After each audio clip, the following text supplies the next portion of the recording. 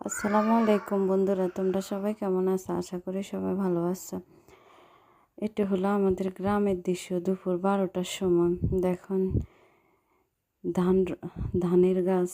আর এটা হলো হেলেঞ্চার শাক। নোয়াখালী বাসায় বেলা হাইছে আতা।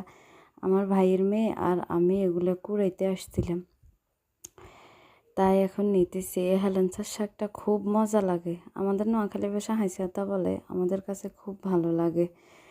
এই হাঁসি আতাটা খাইতে অনেক ভালো লাগে। রান্না করে বলেন, ভাজি করে বলেন, খুব ভালো লাগে এটা খাইতে। আপনারা খাইতে দেখবেন। এটা পাওয়া যায় টাউনে, এটারে হেলেঞ্চার শাক বলে, পাওয়া যায়।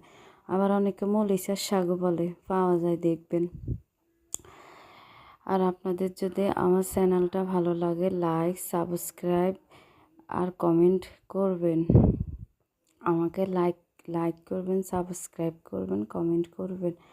আশা করি সবাই ভালো আছেন, ভালো থাকেন। আপনাদের সবার জন্য দোয়া করি। যে যেখান থেকে আমার ভিডিওটা দেখতেছেন সবাইকে অসংখ্য অসংখ্য ধন্যবাদ জানাই। সবাই খুব ভালো আছেন, আপনাদের জন্য দোয়া করি। আপনাদের সাপোর্টে তো আমি এখন এগিয়ে যাইতেছি। আস্তে আস্তে আরও আগাবো। সবাই ভালো থাকবেন, সুস্থ থাকবেন।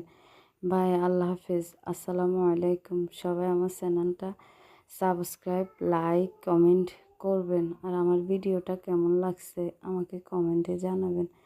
বাই, আল্লাহ হাফেজ, আসসালামু আলাইকুম।